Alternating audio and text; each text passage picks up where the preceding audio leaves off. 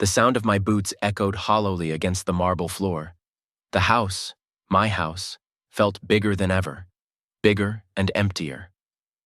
I dropped my keys onto the counter and stared out the tall windows, the skyline blinking at me like a dying heart. I could still remember the way Scarlett had tossed me the deed to this place like it was a party favor. "Because you make me feel young," she had whispered against my ear, voice dripping with something close to affection. Or maybe ownership. Back then, I had believed her. Now? I was not so sure. It had been weeks since Scarlett had stayed the night, weeks since she smiled without the ghost of disdain curling her lips. I ran my hand through my hair, tension simmering beneath my skin. The money never sat right with me. The gifts, the whispered promises about our future. But the house, this house, it was the first thing in my life that felt secure. Solid, mine. I heard the soft hum of the garage door and tensed. Moments later, the heavy click of Louboutin heels on stone announced Scarlett's arrival. She swept into the room like a storm. Designer coat slung carelessly over one arm, sunglasses still perched atop her honey-blonde hair. "Nolan," she said without meeting my eyes, dropping her bag on the nearest chair. "We need to talk." I braced myself. "Sure. What about?" She peeled off her sunglasses slowly, as if savoring the reveal of the disdain in her green eyes. "Travis is back," she said simply. My gut twisted. I had heard that name before, only in fragments. A past too ugly to fully explain, too personal to recount. The man who had wrecked her life, according to Scarlett. The man she had supposedly buried when she started dating someone as boring, as safe as me. "Okay," I said carefully. And nothing. I'm just letting you know." She tilted her head, studying me like a stranger. "You should be smart about the kind of attention you draw these days." I stared at her. "What's that supposed to mean?" She smiled thinly. "It means," she said, gathering her bag again, "I won't always be around to protect you."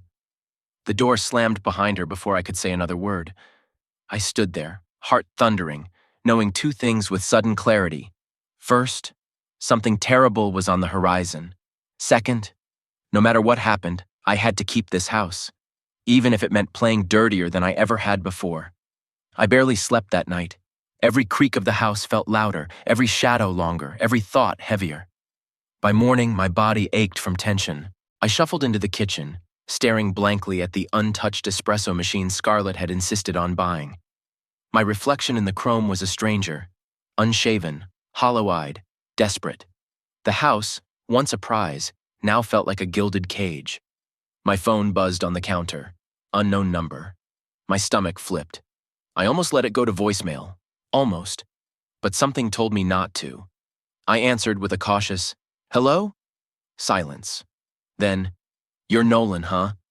The voice was smooth, mocking, male. "I am," I said, keeping my voice even. "Who's this?" A low chuckle crackled through the line. "Friend of Scarlett's," the voice said. "Just wanted to welcome you to the real game, buddy." Before I could respond, the call ended. I stared at the phone for a long minute, knuckles white. Was that Travis? I wanted to believe it was just a prank, some meaningless threat, but deep down, I knew better. By noon, I was pacing the living room, mind racing. I needed advice, a plan. Someone who knew Scarlett's world better than I did. That someone was Bennett Cole, Scarlett's former personal attorney, and maybe the only man who had survived her favor and lived to talk about it. I had met Bennett once, months ago, at a fundraiser Scarlett dragged me to. He had been polite, dry, almost pitying. I dug through my old contacts and found his number. When he answered, his voice was sharp, wary. "Nolan Turner?" "Yeah," I said. "I know we don't know each other well, but I need to talk. It's about Scarlett." A pause. "I figured it was only a matter of time," Bennett said. "Meet me at the Rosewood Lounge in an hour." "And Nolan?" "Yeah?" "Be careful who sees you." The Rosewood Lounge was dim and quiet, a relic of old money that still smelled faintly of cigar smoke and power. Bennett was already seated in a corner booth, a glass of something dark and expensive in front of him. He didn't stand when I approached, just gestured for me to sit. "You look like hell," he said bluntly. "Thanks," I muttered. "I guess I'll cut to it. Travis Burke, he's back." Bennett's face tightened. "So it begins. You know him?" "Everyone in Scarlet's circle knows Travis," Bennett said grimly. "He's a viper, the kind of man who smiles while he slips the knife between your ribs." I swallowed hard. She said she was just letting me know, like it wasn't a big deal. Bennett snorted. "Scarlet doesn't do casual warnings. If she told you, it's already serious." I leaned in. "What does he want?" Bennett's gaze was steady. "Not what, who, Scarlet, and everything, and everyone she's touched since him." I sat back, pulse hammering. "Meaning?" "Meaning," Bennett said, lowering his voice. "He's not just here to win her back. He's here to burn down everything she built without him. And you, Nolan, you're a crack in her armor." I tried to process that. "I didn't ask for this," I said quietly. "Doesn't matter," Bennett said. "You're in it." He studied me for a moment, his expression unreadable. "Tell me," he said finally, "how much do you really know about why she gave you that house?" The question hit me like a slap. I opened my mouth and realized I had no answer. Scarlet's laughter, her kisses, her whispered promises, they all seemed paper thin now, like a story she had told to keep me tame. Bennett leaned closer. "Protect yourself, Nolan," he said, voice low. "Not her. Not whatever dream she sold you. You." I nodded numbly. "And one more thing," he added, standing and pulling on his coat. "If Travis reaches out again, don't respond. Don't antagonize him. And for God's sake, don't trust Scarlet to protect you." As he walked away, a cold, gnawing realization settled in my chest. I was on my own, and the war, the real war, had already begun. The rain had started sometime after midnight. It pelted against the windows in a steady, mocking rhythm. I sat in the living room, staring at nothing. Bennett's words echoed in my mind. "Protect yourself. Not her. You're a crack in her armor." I should have packed a bag and left. I should have walked away before the pieces started falling. But I didn't, because walking away meant leaving the house, and I couldn't do it, wouldn't do it. I didn't have a plan, not yet. But instinct told me one thing clearly. If I lost the house, I lost everything. A car pulled up outside. I tensed immediately.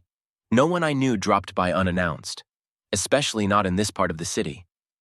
I moved quietly to the front window, peeking through the blinds. A black Range Rover sat at the curb, engine still running, and standing beside it, as if he owned the entire world, was a man I had never seen before, but somehow recognized instantly. Travis Burke. He was taller than I expected. Broad shoulders under a leather jacket, hands loose in his pockets, posture casual, too casual. He looked like a man who smiled at funerals. Without thinking, I pulled back from the window, heart hammering. Seconds later, a sharp knock rattled the front door. I backed away, silently cursing myself for not installing cameras when I had the chance. The knocking came again, harder. Then a voice, smooth, unhurried. "Nolan, open the door. Let's talk like gentlemen." I didn't move. Another knock, another pause, then a low chuckle. "Suit yourself," he said. "I'm not here to hurt you. Yet." Footsteps retreated. I waited, breath locked in my chest, until I heard the car pull away. Only then did I let out a shaking exhale. The message was clear. He knew where I lived. He could come and go whenever he pleased, and there was nothing I could do about it. The next morning, a package was waiting on my doorstep. No note, no return address. I brought it inside, hands shaking slightly. Inside the plain cardboard box was a single item, a framed photo. Scarlet and me, at the housewarming party she threw months ago. Her smiling, radiant, powerful, and me, awkwardly clinging to her side. Across the glass, in bold red marker, someone had scrawled 2 words, "Enjoy it while you can." I set the frame down carefully, fighting a surge of nausea. I didn't call Scarlet. Some part of me, the part that still wanted to believe she had ever loved me, wanted to warn her. But a louder voice whispered, she knew. She knew this was coming, and she hadn't lifted a finger to protect me. Instead, I called Bennett again.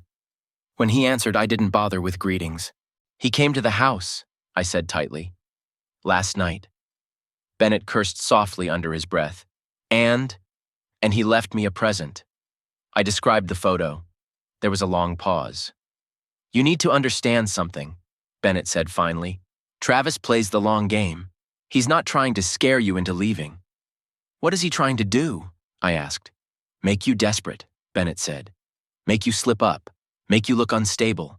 He wants Scarlett to think you're a liability, to cut you off. And when she does, the house won't be yours anymore. My throat dried. But it's in my name. Bennett laughed humorlessly. You think paper means anything in her world? She owns judges, Nolan. She owns courts. If she decides you're a threat to her brand, she'll bury you, legally, financially. And Travis will be there, picking over the bones. I slumped against the wall, the weight of it crushing me. Then what the hell am I supposed to do? I asked hoarsely. Bennett's voice was calm. Simple. Survive. He hung up before I could ask how. That evening I received a text from Scarlett. Dinner tonight, 7. Don't be late, no explanation, no apology, just an order. Like I was still something she owned. I should have refused. I should have ignored her. Instead, I found myself standing outside the restaurant she had chosen. A glittering, soulless place full of glass and chrome, at 7 sharp. She was already seated at a corner table, a glass of wine in hand, looking every inch the heiress. When she saw me, her lips curved into a smile that didn't reach her eyes. You look tired, she said, voice full of fake concern. Been a rough week, I said flatly, sliding into the seat across from her. The waiter appeared, and Scarlett ordered for both of us without asking, just like old times. Once we were alone again, she leaned in slightly. I heard Travis dropped by, she said lightly, as if discussing the weather. I stared at her. You knew he would. She shrugged, swirling her wine. Of course. You could have warned me, I said bitterly. And what would you have done? She asked sweetly. Run? Hide? Sue him for emotional distress? I clenched my fists under the table. You're using me, I said quietly. As bait. She smiled, slow and cruel.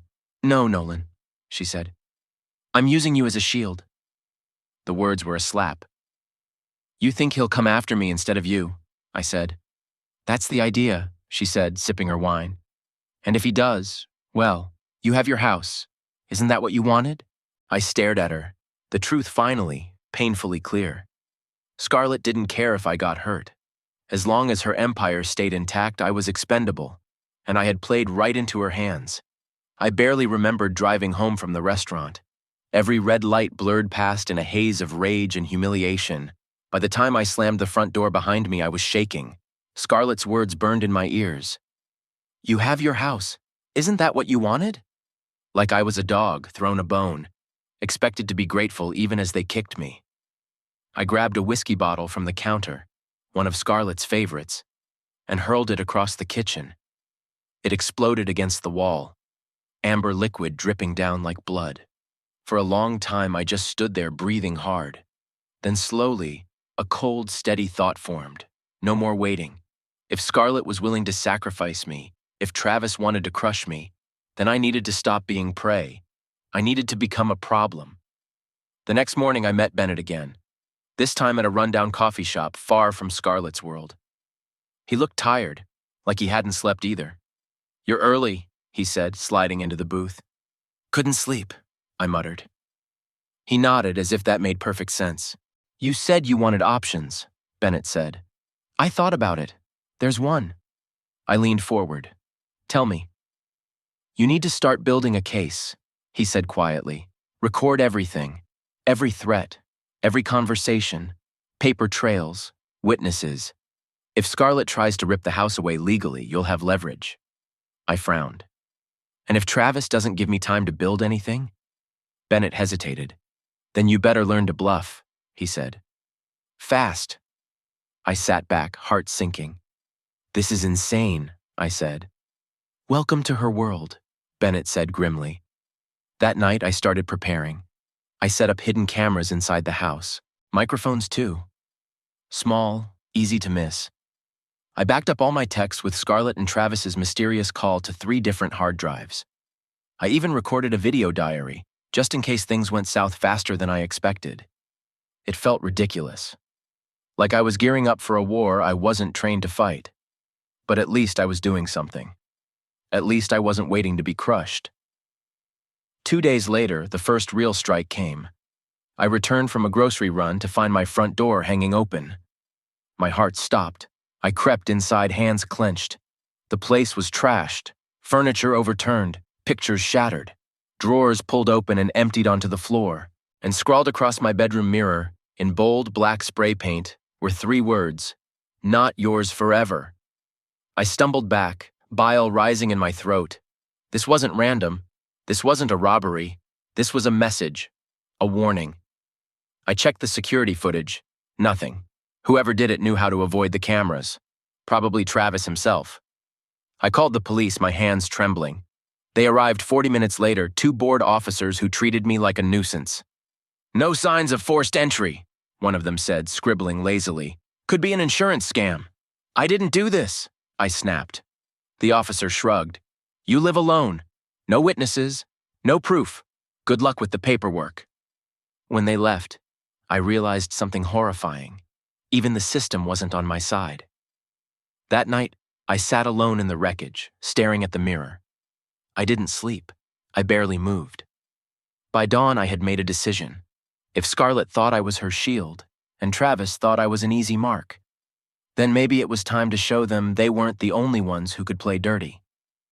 The first step was subtle. I showed up at Scarlett's favorite yoga studio, the one where she liked to flaunt her wealth and beauty, wearing the same clothes I had worn for 3 days straight. I loitered outside, just enough to be noticed by her circle of friends. Bored wives, ambitious daughters of politicians. I smiled at them, said nothing. But I saw the whispers start, saw the way their eyes slid toward Scarlett when she finally arrived, immaculate and furious. Later that day, she texted me, "What the hell are you doing?" I didn't answer. I wanted her nervous, unpredictable, just like me. The second step was bolder. I arranged a meeting with a local gossip columnist, a sleazy little man named Victor Holloway who would publish anything for the right price. I fed him carefully selected stories, hints about Scarlett's real relationship with Travis, about the lawsuits she had buried, about the way she manipulated people like pawns. I kept my name out of it. But the damage would bleed back to me in time. I was gambling everything. If Scarlett crushed me faster because of this, I was dead. But if I could destabilize her first, maybe I could survive. Maybe I could even win. 2 nights later, as I lay in bed listening to the rain hammer the roof, my phone buzzed. A message from an unknown number. Just 2 words. "See you soon," no signature, but I didn't need one. The war wasn't coming anymore. It was already here, and I was ready to fight back. The knock came at 2 in the morning. Not loud, not urgent, just steady. I sat up in bed, heart hammering against my ribs. I didn't need to guess who it was. I rose slowly, feeling the cold floor sting against my bare feet, and moved to the door. Through the peephole, I saw him. Travis Burke. He wasn't smiling this time. He looked patient, like a man who had waited long enough. I opened the door, but only an inch. "Brave of you," I said quietly. Travis leaned in, close enough that I could see the faint scar across his left eyebrow. "You've been busy," he said. I shrugged. "You broke into my house.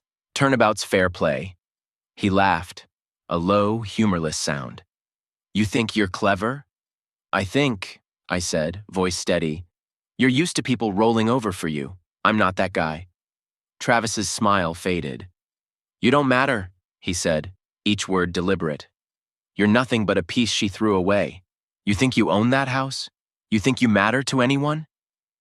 He stepped back, spreading his arms. "You're a ghost, Nolan. You just haven't realized it yet." I stared at him, something hardening inside me.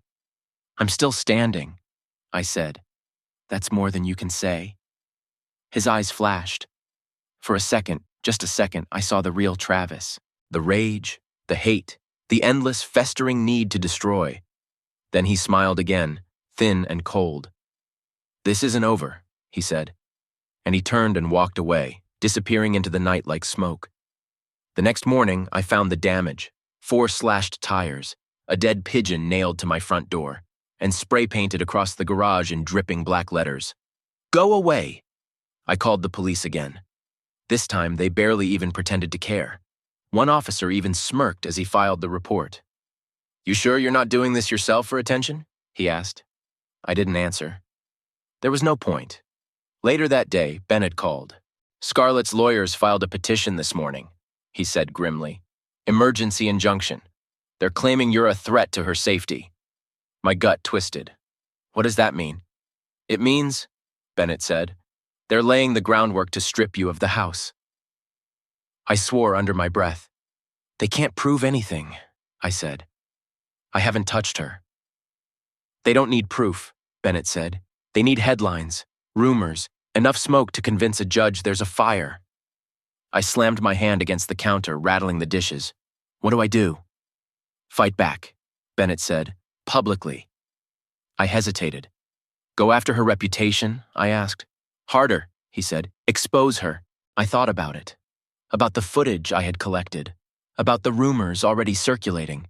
About the way Scarlett's friends had started keeping their distance. Maybe there was a way.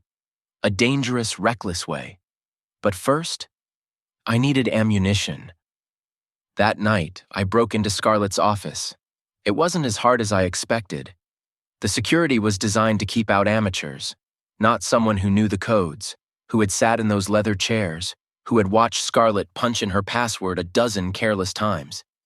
Inside, it smelled like expensive perfume and cold ambition. I found her laptop easily, and within minutes, I found something even better. Emails. Hundreds of them.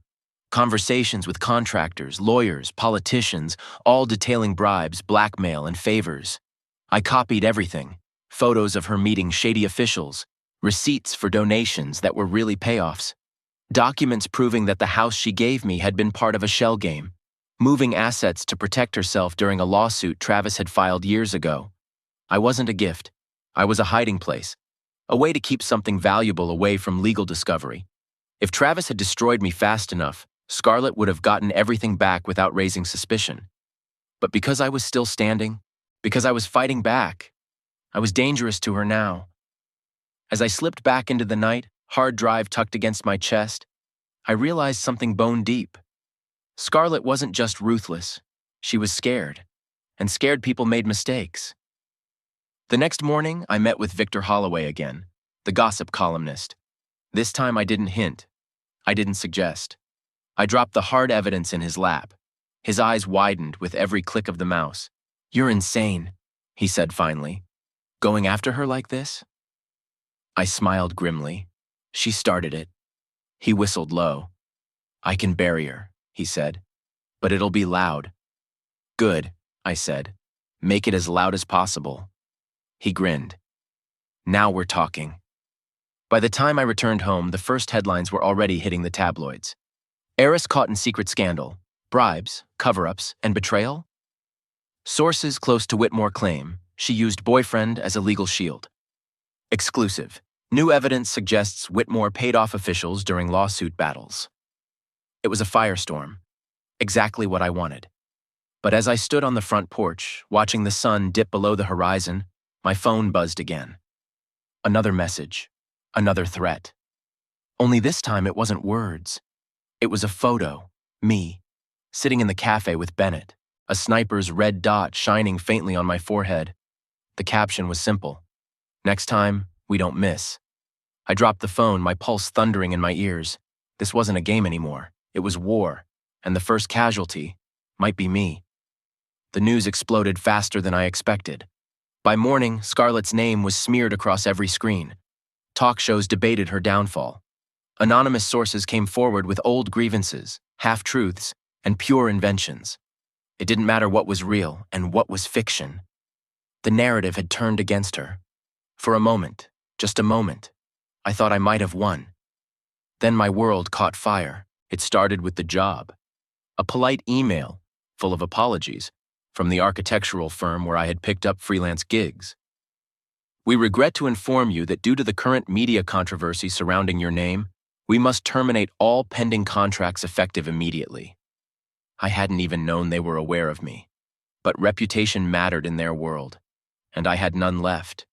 Then came the credit cards, frozen without warning. Bank accounts flagged for review. Even my landlord, for the tiny studio apartment I had kept before moving into Scarlett's house, sent a notice of eviction for damage to reputation. It was systematic, organized, professional. Scarlett's reach was everywhere. Travis's too, probably. They weren't just trying to scare me now. They were erasing me. I called Bennett, voice raw with panic. "They're cutting me off," I said. "Everywhere." He sighed heavily. "I warned you," he said. "Scarlett plays to win. How do I fight this?" "You don't," he said bluntly. "You survive it." I slammed my fist against the dashboard of my car. "Survive it how?" "Stay visible. Stay public. If you disappear, they can do whatever they want. As long as people are watching, they have to be careful." I laughed bitterly. "Careful. They put a sniper's laser on my head, Bennett." Silence crackled over the line. "Then you're already dead if you act like you are," he said finally. "You want to live, Nolan? Start acting like it." He hung up. That night, I slept in my car, parked 2 blocks away from the house. I watched from a distance, heartbreaking. My house, the only thing I had wanted, the thing I had fought for. Now it was a beacon for every enemy I had. I couldn't even step inside without risking my life. At dawn, someone knocked on the window of the car. I jerked awake, fumbling for the door handle. It was Bennett. He looked worse than me, rumpled, dark circles under his eyes, tie half askew. He tossed a coffee through the window. "You look like hell," he said. "Thanks," I muttered, taking a grateful sip. Bennett leaned against the hood of the car, surveying the house. "You're losing the public battle," he said. "Scarlett's spinning the narrative, painting herself as the victim of a bitter ex-boyfriend who can't let go." I laughed harshly. "She's a genius at playing the victim." Bennett nodded grimly. "And Travis is her attack dog. He's doing the dirty work she can't be seen doing." I stared at him. "Why are you still helping me?" I asked. "You owe her loyalty, not me." Bennett's mouth twisted into something like a smile. "I served Scarlett long enough to know one thing," he said. "She destroys everyone eventually. I'd rather switch sides before she decides I'm expendable too." I studied him. There was something hollow behind his eyes, something that told me he wasn't helping me out of kindness. Maybe he just hated her more. That was fine. Hate was a better ally than pity. Later that day, another blow landed. I received a summons to court.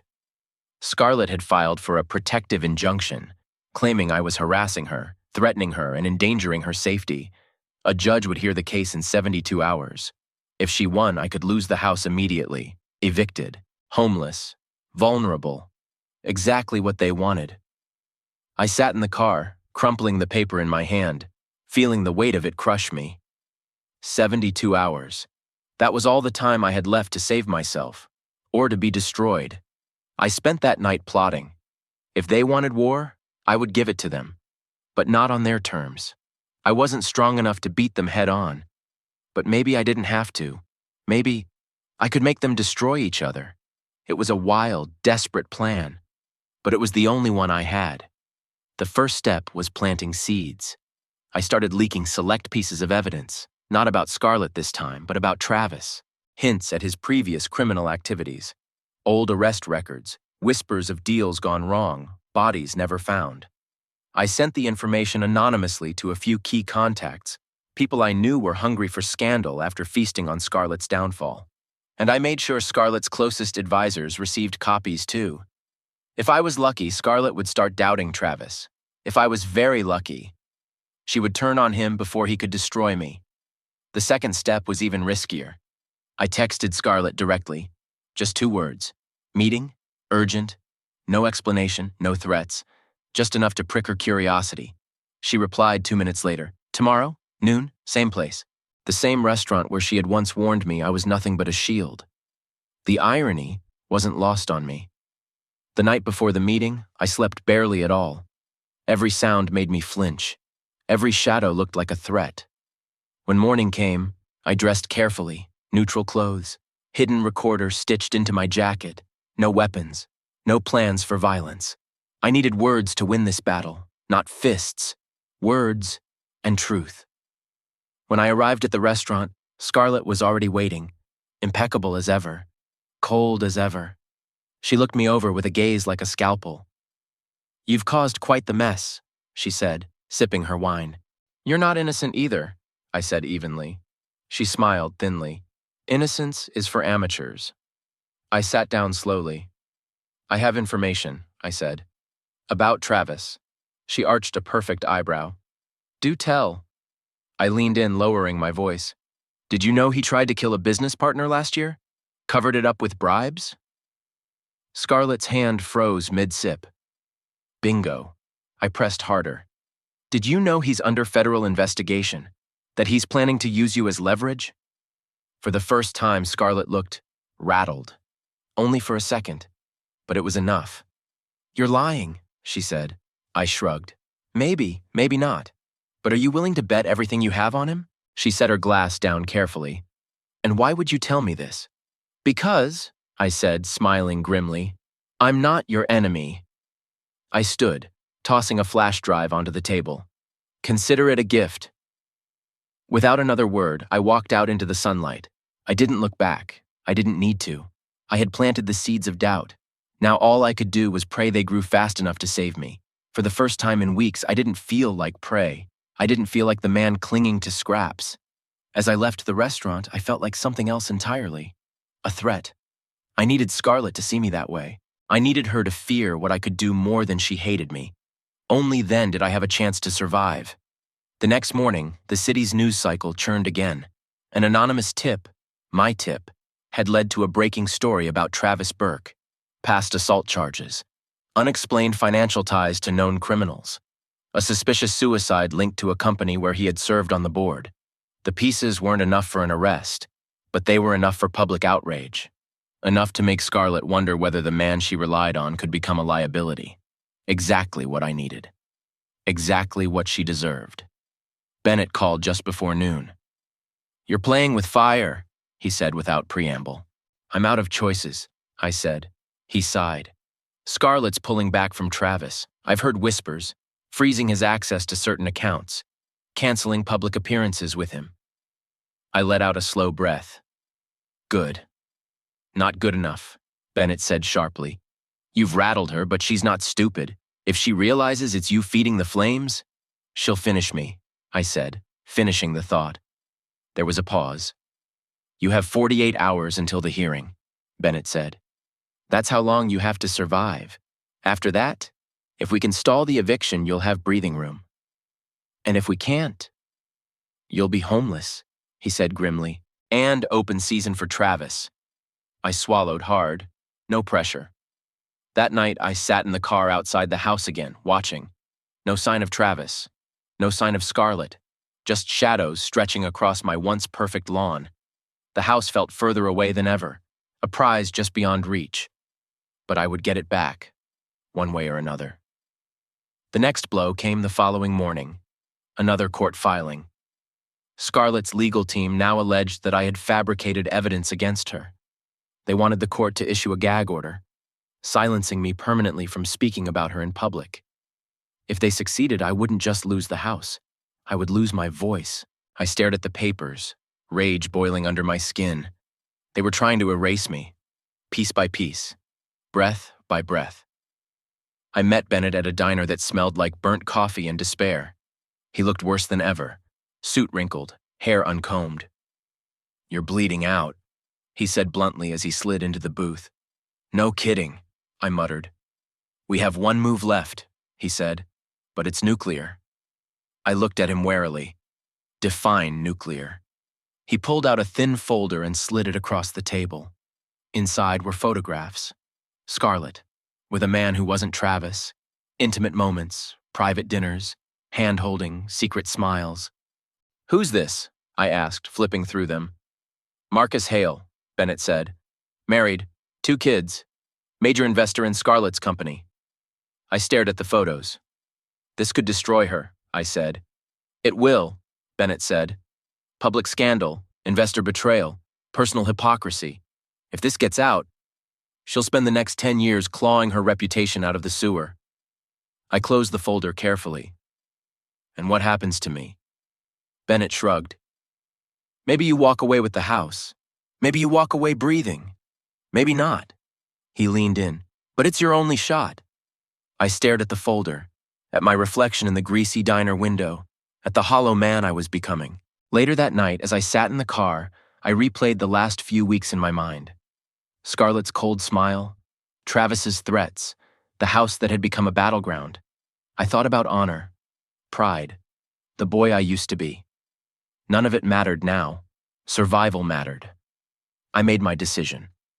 The next morning, I sent copies of the photos to Victor Holloway, the gossip columnist. Anonymous delivery, no fingerprints, no trail. Within 2 hours, the headlines exploded. Scarlett Whitmore's secret affair with married investor exposed. Power couple or power scandal? Inside the double lives of the elite. Marcus Hale's wife speaks out.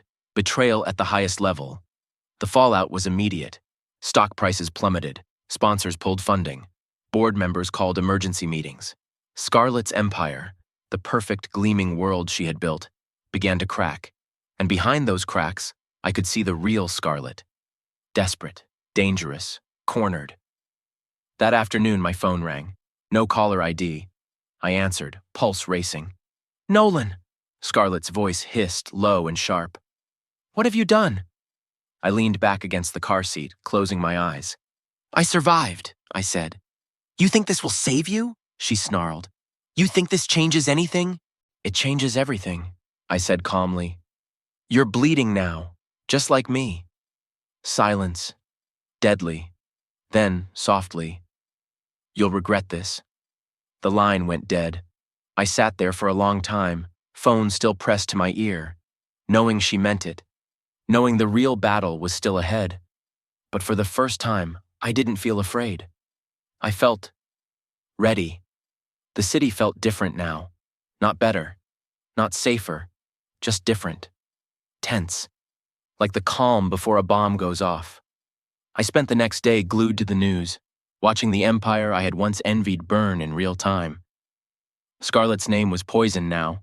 Talk shows ripped her apart. Anonymous insiders lined up to tell their sob stories.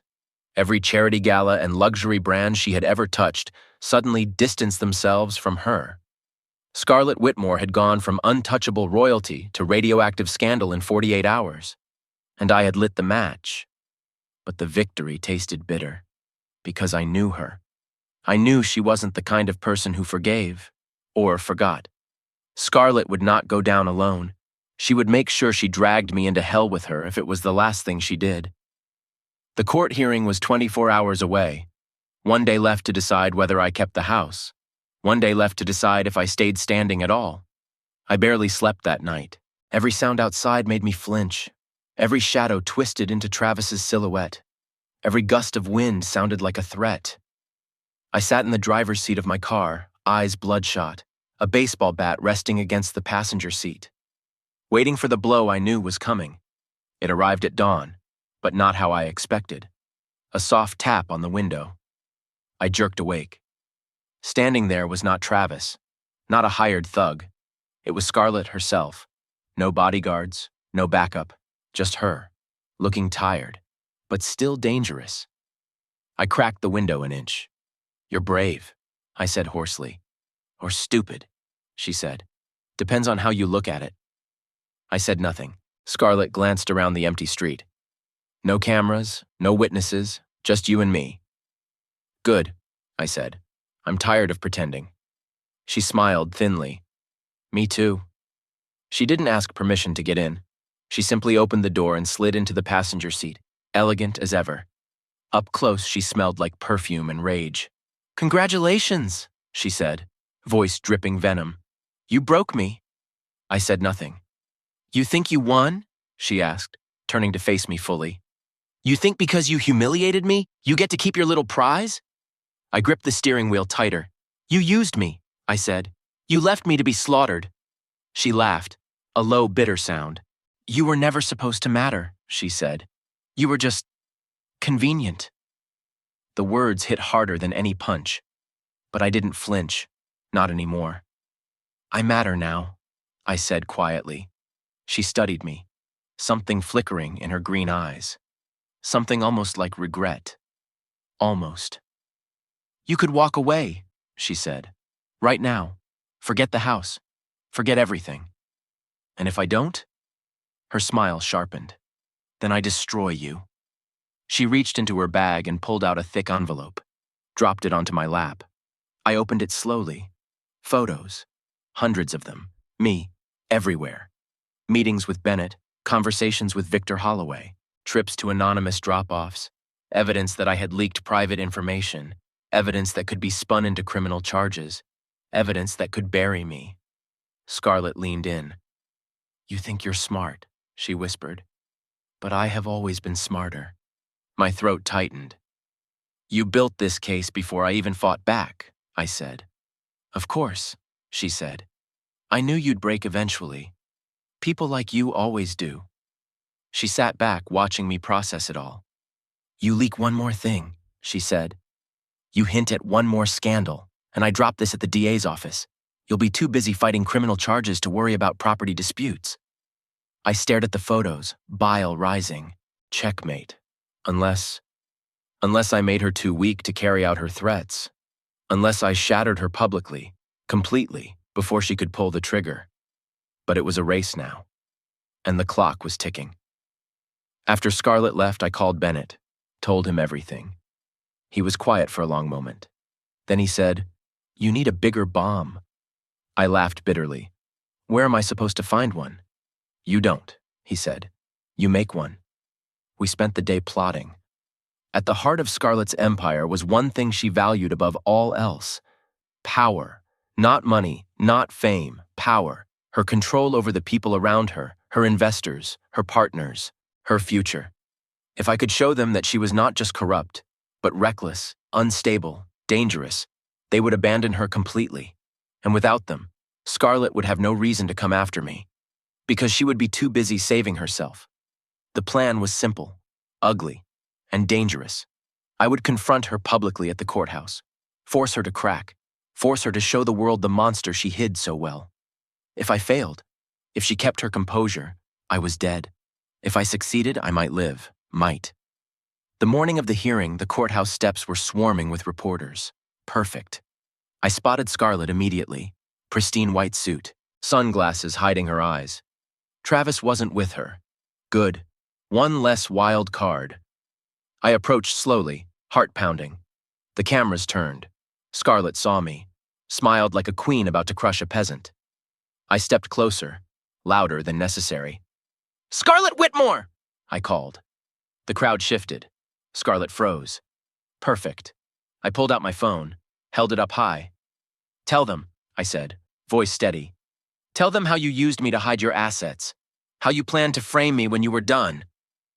The crowd gasped. Scarlett's face tightened. I pressed harder. Tell them how you bribed officials, blackmailed partners, ruined lives, all while smiling for the cameras. She took a step forward.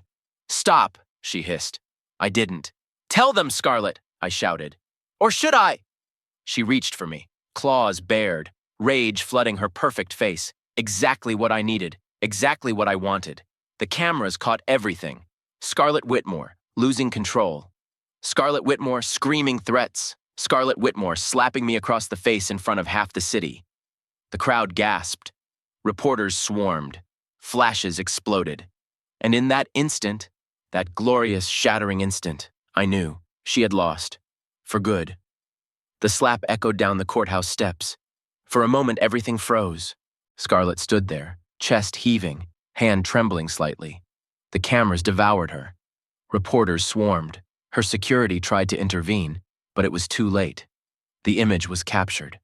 Scarlett Whitmore, the untouchable, the powerful, reduced to a furious, unhinged woman, striking a man half the city now saw as her victim. I didn't smile. I didn't gloat. I just turned and walked inside the courthouse, letting the noise of her collapse fade behind me. The hearing was held in a small, nondescript courtroom. No cameras allowed.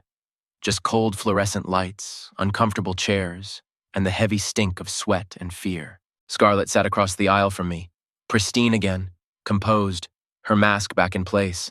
But the damage was done. Whispers filled the gallery. Her lawyers looked grim. My heart pounded as the judge entered. An older woman with sharp eyes and no patience for drama. Good. I needed fairness now, not theatrics. The hearing began. Scarlett's lawyers attacked first, accusing me of harassment, defamation, emotional distress. They tried to paint me as a bitter ex-boyfriend lashing out after being generously supported and then discarded. Their words twisted the truth into something grotesque, but I stayed silent, calm, waiting. When it was my turn, Bennett stood. He spoke slowly, methodically, presented the evidence, the shell companies, the hidden transfers, the manipulation behind the gift of the house. He introduced sworn affidavits from former employees who had seen Scarlett's schemes firsthand. He submitted video evidence of Scarlett's own threats, caught on my hidden cameras. And finally, he submitted the media footage of her assaulting me in public. The judge's face hardened as the images flickered across the screen. Scarlett's lawyers scrambled, trying to object, trying to contain the fire. But it was too late. The truth, raw, ugly, undeniable, filled the room. After 3 grueling hours, the judge called a recess. I stepped into the hallway, nerves frayed. Scarlett brushed past me without a word, heels clicking like gunshots against the tile. And then, out of the corner of my eye, I saw him. Travis Burke, leaning casually against a pillar, arms crossed, watching everything with a wolfish smile. Our eyes met. He winked. I moved toward him, fists clenching. But before I could reach him, he pushed off the pillar and sauntered forward, hands raised mockingly. "Easy, Tiger," he drawled. "Wouldn't want to get thrown out before the big finale." "What the hell are you doing here?" I hissed. He shrugged. "Just enjoying the show, watching the queen fall." His smile widened. "But don't think I forgot about you." I stiffened. "You've lost," I said. "Scarlett's finished." Travis laughed, a low, humorless sound. "Scarlett's not the one you should be worried about anymore." He leaned in, voice dropping to a whisper. "You made me look weak, made me look stupid. I don't forgive that." I met his gaze, refusing to back down. "You had your chance," I said. "You blew it." He chuckled again. "Maybe, maybe not." Then he slipped a folded piece of paper into my pocket and walked away, whistling softly. I hesitated, then pulled out the note. Just 3 words. "You're already dead." The rest of the hearing passed in a blur.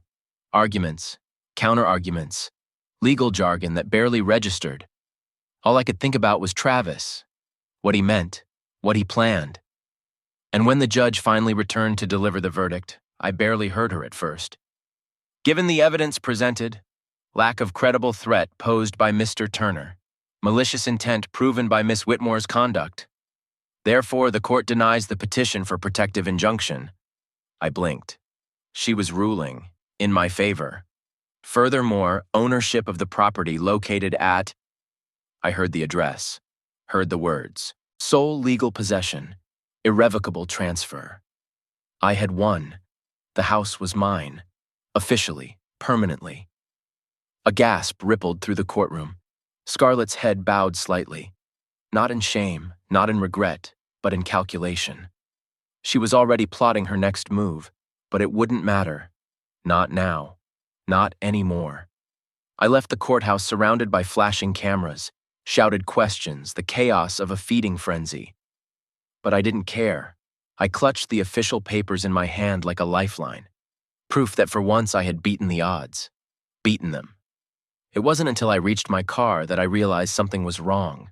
The door was ajar. The seat had been moved, and taped to the steering wheel, a small blood-stained envelope. My heart dropped. Hands shaking, I opened it. Inside was a single Polaroid, a photo of my old studio apartment, the one I hadn't visited in months, the one no one should have cared about. In the photo, the door was splintered open. Inside, chaos, furniture smashed, walls defaced. and across the center of the living room, written in what looked like red spray paint, "You took hers, I take yours." No signature, none needed. Travis's real game had just begun. I sat in the car staring at the photo until my hands went numb. The destruction. The words smeared across my old apartment wall. The message was clear. Winning the house had been only the beginning. The real fight, the bloodier fight, was just getting started. Bennett met me later that night in an abandoned parking garage downtown. No restaurants, no public places, too risky now. He leaned against the hood of his car, arms crossed, looking grim. "You should run," he said without preamble. "Take the win and get out." I shook my head. Running won't save me. Bennett studied me. "Travis is different now," he said. "Scarlett wanted to destroy your reputation. Travis wants to destroy you." "I know," I said quietly. "And you think you can win against him?" Bennett asked. "I don't know," I admitted. "But I'm not giving up my life, not after everything." Bennett was silent for a moment, then tossed me a small burner phone. "Use this. Your main line is probably compromised." I pocketed it wordlessly. "Also," he said softer now, "be careful who you trust. Travis doesn't always come at you head on." "I'm counting on it," I said. He gave me a long look. "Be smart, Nolan. You're all you have left." I spent the next 2 days preparing, reinforcing the locks at the house, installing more hidden cameras, mapping every exit, every blind spot, stockpiling cash, burner phones, emergency supplies. It wasn't paranoia anymore. It was survival. The first strike came quicker than I expected. A fake delivery, a man in a courier's uniform knocking on the door. I watched from the second-floor window as he lingered too long, kept glancing around. I didn't answer, didn't move. Eventually he left. But he left something behind. A small, nondescript package on the doorstep. I waited a full hour before approaching it. Inside, a dead rat, its throat slashed, its fur matted with blood, and tucked under the tiny corpse, a slip of paper. "You're next." The second strike was worse. That night, my power was cut. Phones went dead, internet gone. I lit candles, every nerve screaming. In the silence, every creak of the house became a gunshot. Every shadow became a knife. I slept in a chair by the front door, baseball bat across my lap, eyes open until dawn. By the third day, I knew I couldn't wait for Travis to come to me. I had to go to him. It wasn't hard to find him. Travis wasn't subtle when he wanted to make a point. Through back channels and some information Bennett reluctantly provided, I learned he was holed up in a luxury condo downtown, courtesy of one of his old contacts who owed him favors. I drove there just after sunset. No backup, no plan. Just rage and desperation twisting my gut into knots. I parked 2 blocks away, moving on foot, keeping to the shadows. The condo tower loomed above me, all glass and steel and glittering wealth. I slipped into the lobby behind a distracted resident, heart pounding, took the stairs instead of the elevator. 6 flights up, each step heavier than the last, each breath sharper. At the end of the 6th-floor hallway, apartment 611, the door slightly ajar, almost inviting. I drew in a slow breath, then pushed it open. The inside was dark, silent, empty, or so it seemed. I stepped cautiously inside, bat gripped tightly. Then the door slammed shut behind me. I spun around, but it was too late. Travis was there, grinning. He hit me hard, fist slamming into my stomach, knocking the air from my lungs. I staggered back, gasping. He didn't let up. Another punch, another blow. I swung the bat wildly, connecting with his shoulder. He grunted but kept coming. We crashed into a table, shattering glass. I fought like a man drowning, every move fueled by pure survival instinct. But Travis was stronger, faster, better at this. He pinned me against the wall, fist cocked back. "You think you beat me?" he hissed. "You think winning some stupid house matters?" I spat blood onto the floor. "You lost!" I croaked. His face twisted. For a split second, a beautiful, furious split second, he lost control. And that was all I needed. I jammed my knee up into his gut, hard. He staggered. I drove my shoulder into him, sending us both crashing through a flimsy table. The bat skittered across the floor out of reach. Travis scrambled up, snarling. But I was faster this time. I grabbed a broken shard of wood from the wreckage and slashed it across his arm. He howled. I didn't wait. I bolted for the door, wrenching it open. I sprinted down the hallway, blood roaring in my ears. Behind me, Travis's footsteps pounded after me. But I was faster, this time. I hit the stairwell and didn't stop until I reached the street. Only when I reached my car did I realize how badly I was shaking. My knuckles were scraped raw. My ribs ached. But I was alive. Barely. And for now, that was enough. As I peeled out of the parking lot, I saw Travis standing in the doorway of the condo tower, watching me, bleeding, smiling. This wasn't over, not yet, but I had survived again. And survival was its own kind of victory. The cuts on my hands stung with every movement. My ribs ached with every breath, but the worst pain was in my head, the kind that throbbed behind the eyes, that whispered over and over, "You can't outrun this." And I believed it now. I wasn't a victim anymore. I wasn't a pawn in Scarlett's game, or a target for Travis's rage. I was a man fighting for his life. And if I wanted to keep it, I had to make the next move, the final move. I spent the next 24 hours preparing, not just physically, mentally, emotionally. I wrote letters, one to Bennett, one to myself, and one to nobody in particular. I set up hidden backups of all the evidence I had collected, the bribes, the fraud, the threats, tucked them away in multiple places. If I didn't survive what came next, the world would still know the truth. I wasn't just fighting for revenge anymore. I was fighting to make sure none of them could rewrite my story after I was gone.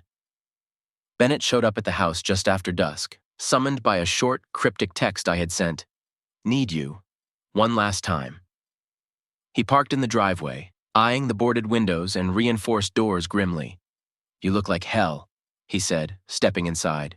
"Feels worse," I muttered. He glanced around. "Preparing for a siege?" "Preparing for the end," I said. Bennett crossed his arms. "Travis won't stop, you know," he said. "Even if you beat him tonight. Men like him don't stop. They rot. They infect everything." "I'm counting on it," I said quietly. He studied me for a long moment. "You're planning something." "I'm planning everything," I said. And I was. Every exit was rigged.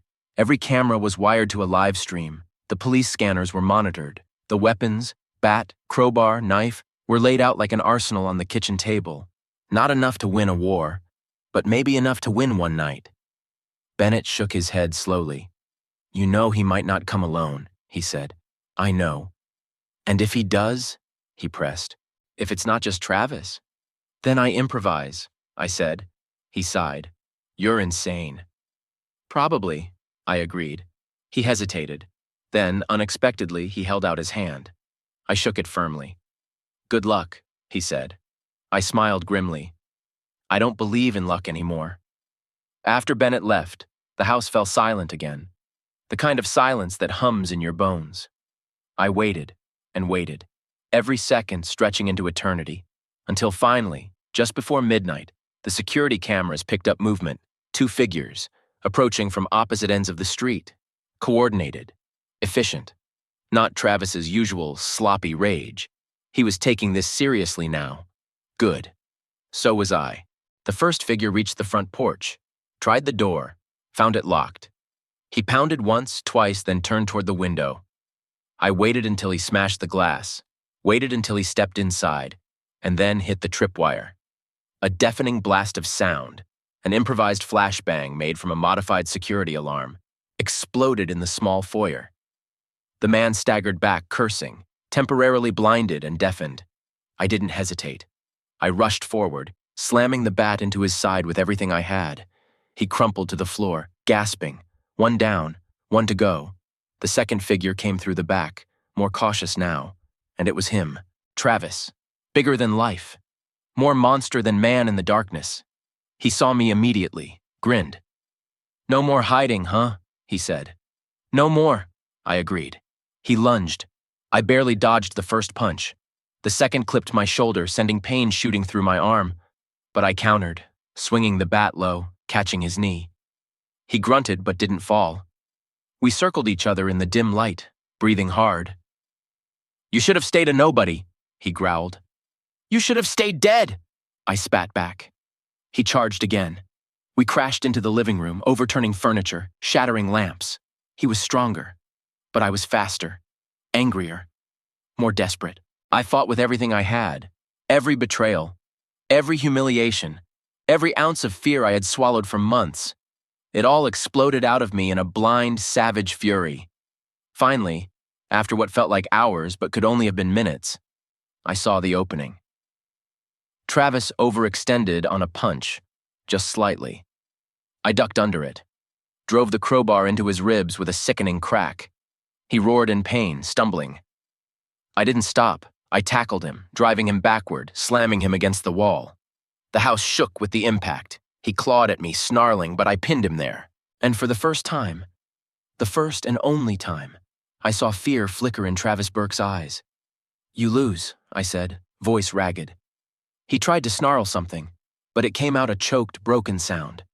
I released him, letting him collapse to the floor, gasping, defeated, finished. Sirens wailed in the distance. Closer, closer. The live stream had done its job. The neighbors, the watchers, someone had called, finally. The cavalry was coming, but I didn't wait for them. I dropped the crowbar, stepped back, and walked out the front door into the cold night air, bloodied but unbroken. I didn't need to watch them drag Travis away. I didn't need to see the headlines. I had won the only victory that mattered. I was still here. The sun was just beginning to rise when the paramedics finally wheeled Travis away on a stretcher. Police tape fluttered around my battered house. Reporters gathered like vultures at the edges of the property line, cameras flashing as they shouted my name. "Nolan! Nolan Turner! Did you plan the attack? Was this revenge against Travis Burke? Are you afraid of retaliation?" I ignored them all. My body ached. My mind was raw. But I was standing, alive, and that was more than I had ever dared to hope for. At the police station, the questions came fast.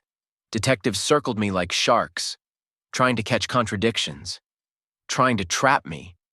But I stuck to the truth. Self-defense, home invasion, multiple threats documented, messages, photos, vandalism, security footage backing up every word. Bennett had made sure everything was lined up perfectly. For once, the system worked for me. Or maybe it just didn't care enough about the fall of men like Travis to protect him anymore. By mid-afternoon, I was released. No charges filed. For now, freedom tasted bitter on my tongue. Because even though I had survived, even though I had won, the victory felt hollow. My old life was gone, burned to ash. The man who had moved into Scarlett's world months ago, naive, hopeful, desperate for a place to belong, was gone, dead and buried in the rubble. All that was left was me, hardened, colder, and very, very alone. The house was still standing, barely. I walked through it slowly, surveying the damage, broken furniture, bloodstains, cracked walls. It didn't feel like a home anymore. It felt like a battlefield, a tomb. I thought I would feel triumphant owning it. Instead, all I felt was tired. Bone-deep, soul-crushing tiredness. Like I had carried a boulder uphill for miles only to realize the hill never ended. Bennett showed up just before sunset. He didn't say anything at first, just stood in the doorway, hands in his pockets, surveying the wreckage. Finally, he said, "You did it." I snorted. "Yeah, great." He studied me carefully. "You survived." "At what cost?" I muttered. Bennett didn't answer. Because there was no good answer, only reality. I had fought monsters. And to do it, I had become something monstrous myself. We sat in silence for a long time. Eventually, Bennett pulled out an envelope and tossed it onto the coffee table. "Thought you might want to see this," he said. I opened it warily. Inside, a legal document. Final notice of charges filed against Travis. Multiple counts. Assault, attempted murder, harassment. The DA had finally decided Travis wasn't worth protecting anymore. Scarlett's name was there too, still under investigation, still clinging to the wreckage of her reputation, but sinking fast, like a queen without a kingdom. You're free, Bennett said quietly. I laughed, hollow. Free? He shrugged. As free as any of us ever are. I leaned back against the battered couch, closed my eyes, and for the first time in what felt like a lifetime, I let myself breathe. That night, I dreamed of the house. Before all of this, before Scarlett, before Travis, when it was just four walls and a roof and a dream. A stupid, childish dream that if I owned something beautiful, I would somehow become beautiful too. But dreams rot, just like people. And when I woke, the house was still broken, still haunted, just like me. The news the next morning was a storm. Travis's mugshot plastered across every screen. Scarlett's frozen, bitter face dissected by talking heads, public opinion turning fully against them. Finally, too late for it to matter to me. I wasn't anyone's project anymore. I wasn't anyone's weapon. I was just a man standing in the ruins of everything he had fought for. And somehow, that was enough. Around noon, Bennett called. There's something you need to know, he said. I tensed. What? Travis's friends, he said carefully. The ones he owed favors to, the ones he worked with before Scarlett. They're not happy. I closed my eyes. Of course. Cut off the head of one snake and two more slither in. How bad? I asked. Bad, Bennett said, but manageable, if you're careful. I nodded slowly. I'm always careful now. Good, he said, because they'll be watching. He hung up.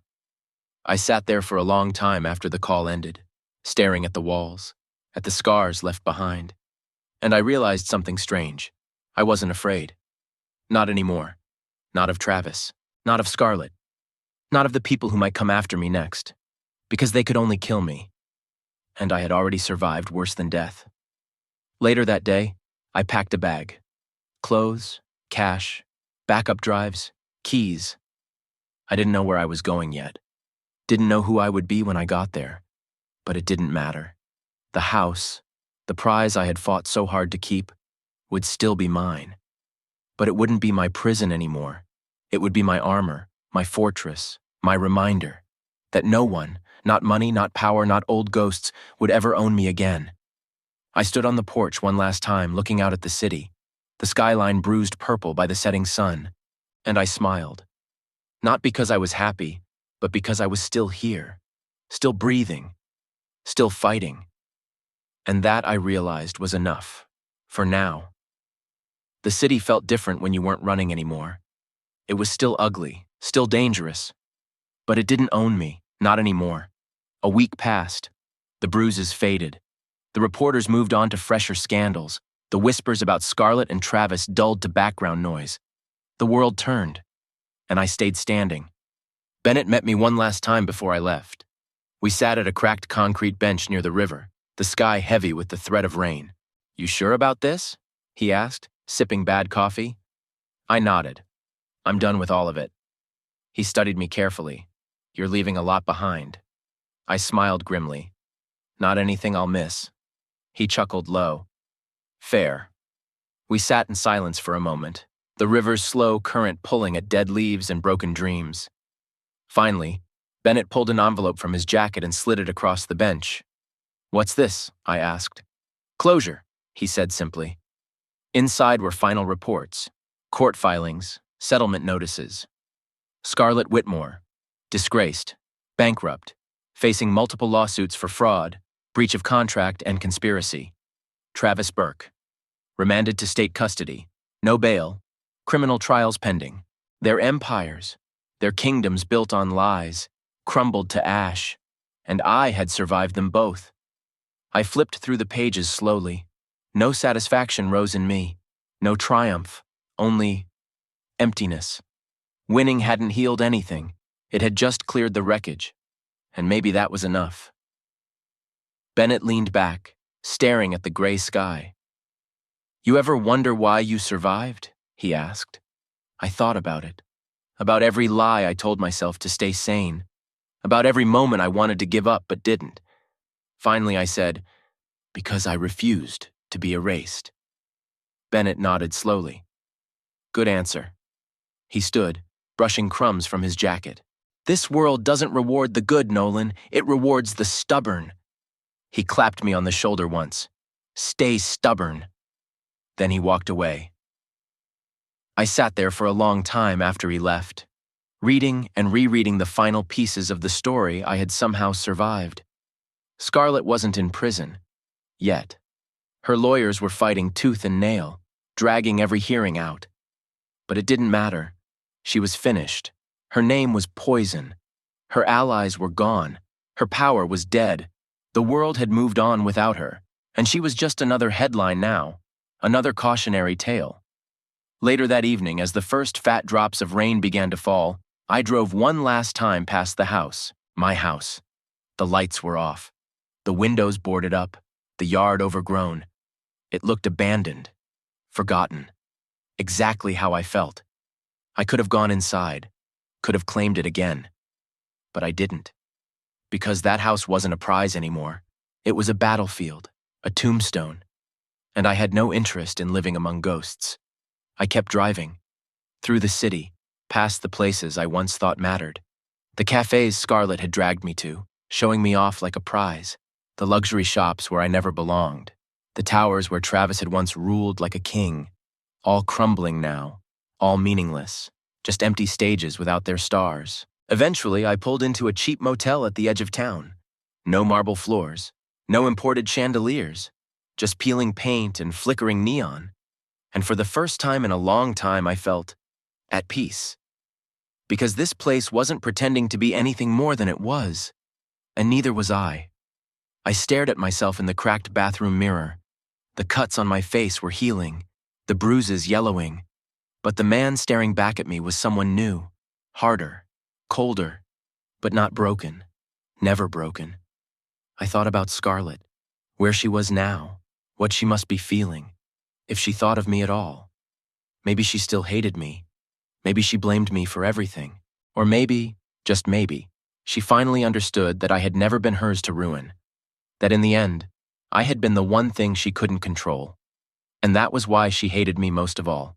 I didn't hate her. Not anymore. Pity maybe, sadness maybe, but not hate. Because hate was a leash. And I was finally free. The burner phone buzzed once on the nightstand. A text from Bennett. You did it. No name. No signature. Just those 3 words. I stared at the screen for a long moment. Then turned the phone off. I didn't need validation anymore. I didn't need applause. I didn't need anything from the people who had once tried to define me. All I needed was the road ahead. Empty. Unknown. Mine. The rain picked up, drumming against the motel roof in steady, relentless waves. I lay back on the bed, staring at the ceiling, listening. And for the first time in months, I wasn't waiting for footsteps outside my door. I wasn't bracing for another betrayal, another attack. I was just here, alive, breathing, free. Maybe tomorrow I would leave the city for good, find a place where no one knew my name, start over. Or maybe I would stay a little longer, watch the ruins settle, see if the ghosts really stayed buried. I didn't know yet. And for once, I was okay with not knowing, because whatever came next, it would be on my terms. My life, my rules, my future. No one else's. The rain finally stopped sometime around midnight. The motel room was dark, lit only by the blinking neon outside the window. I lay there, staring at the ceiling, listening to the silence. It wasn't an oppressive silence anymore. It wasn't a silence filled with dread or loneliness. It was just silence. Clean, simple. The kind of silence you could build a new life on. At dawn, I packed my bag. Not much left to bring, a few clothes, the papers Bennett had given me, a single photo, a photo I almost left behind. It was from the housewarming party Scarlet had thrown months ago, back when everything had seemed possible, before the masks slipped, before the knives came out. In the photo, I looked like a stranger to myself. Young, hopeful, utterly unaware of the storm about to hit. I tucked it into the bottom of my bag without looking at it again, not because I wanted to keep it, but because I needed to remember. I checked out of the motel without a word. The clerk barely looked up from his phone. Nobody cared who I was anymore. Nobody recognized me. And that anonymity, that beautiful, aching anonymity, was the purest freedom I had ever known. Driving through the city one last time, I thought about Scarlett. Wondered where she was now. Maybe holed up in some rented apartment, surrounded by lawyers and debt collectors. Maybe plotting her comeback. Maybe pretending none of it had ever happened. I didn't know. I didn't care. Her story wasn't mine anymore. She had built her empire on sand, and the tide had finally come in. I thought about Travis too. Locked away, facing charges that would keep him behind bars for years, if not longer. A man who had tried to break me, who had underestimated just how far a cornered man would go. I didn't hate him either. Not anymore. Hating him would have meant carrying him with me into my future, and I had no intention of dragging that kind of weight any further. He was a chapter, a closed one. By mid-morning, I reached the edge of the city. The skyline shrank in the rearview mirror until it was nothing but a smudge on the horizon. And with every mile I put between me and that place, my chest felt a little lighter, my hands steadier, my future a little less haunted. I stopped at a roadside diner 2 towns over, ordered black coffee and eggs from a waitress who didn't smile much and didn't ask questions. Perfect. While I ate, I sketched out a rough plan in my head. Nothing solid, nothing binding. Maybe head west, maybe find a small town nobody had ever heard of. Maybe start over somewhere people judged you by what you did, not what you had. It wasn't much of a plan, but it was mine, and that made all the difference. After breakfast, I stood outside the diner, breathing in the sharp, clean air. No smog, no flashing cameras, no whispering crowds, just the open road, stretching out forever. I pulled the burner phone from my pocket, turned it on. One message, from Bennett. Be safe, stay smart, no second chances. I smiled faintly, then dropped the phone into a trash can. I didn't need it anymore. I didn't need any of it anymore. The car rumbled to life as I slid behind the wheel. I adjusted the mirror, catching a glimpse of my reflection. No suit, no polished smile, no mask, just me, raw, real, unbreakable. Before I pulled onto the highway, I whispered 2 words into the empty car. Goodbye, Scarlett. It wasn't a curse. It wasn't a blessing. It was just closure. The final nail in the coffin of a life that no longer belonged to me. I didn't look back as I drove away. Didn't need to. The past was ashes. The future, mine. Maybe it wouldn't be easy. Maybe it wouldn't be clean. But it would be honest. Built with my own hands. Live by my own rules. Without chains. Without cages.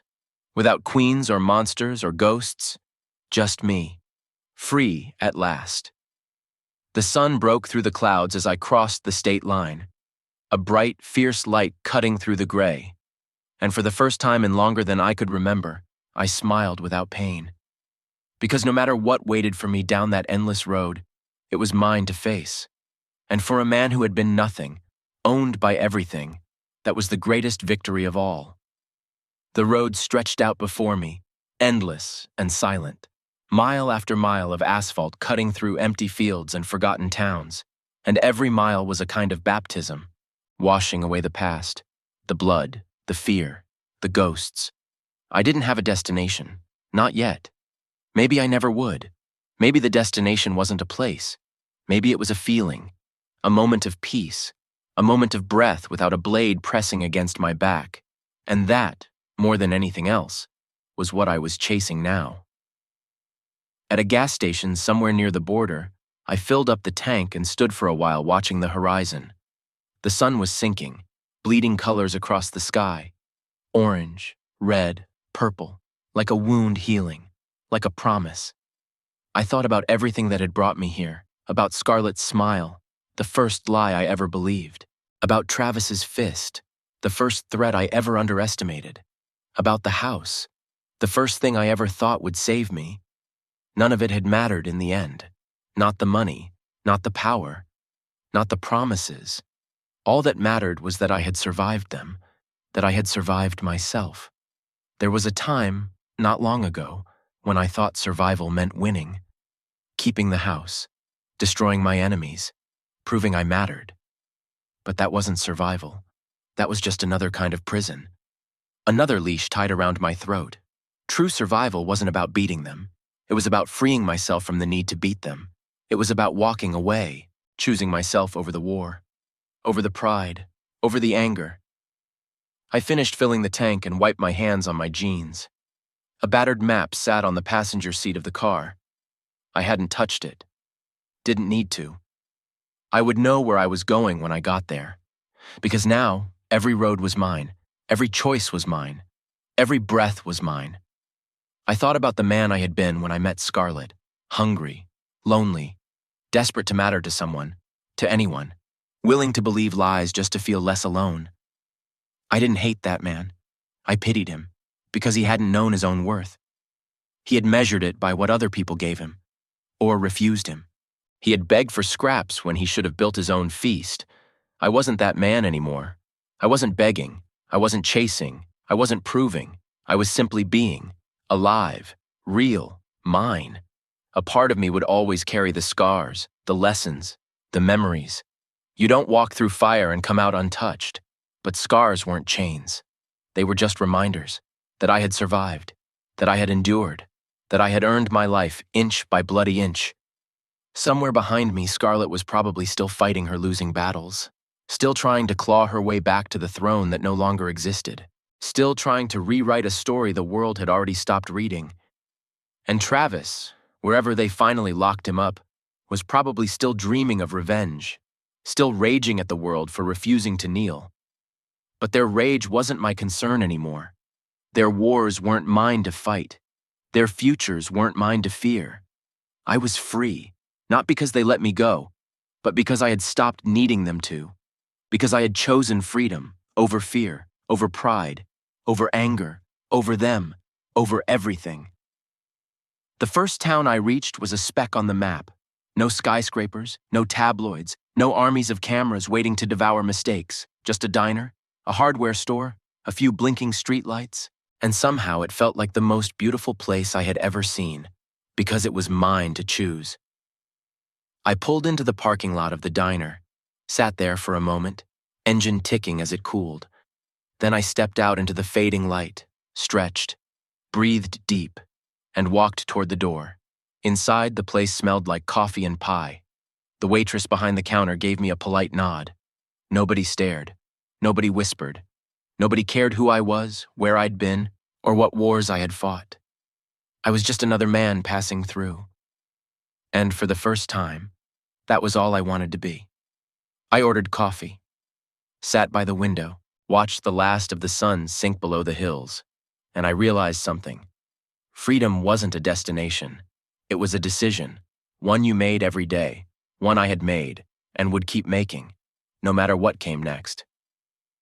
As I sipped the coffee, bitter and perfect, I allowed myself one last thought of the past, one last silent goodbye. Not to Scarlett, not to Travis, not even to the house, but to the man I had been, the man who thought survival meant clinging to someone else's dream, someone else's approval, someone else's love. Goodbye. When I finished the coffee, I left a few crumpled bills on the table, walked back to the car, and drove off into the night. No destination. No plan, just the open road, and a heart, scarred but beating strong. My life, my rules, my freedom. At last.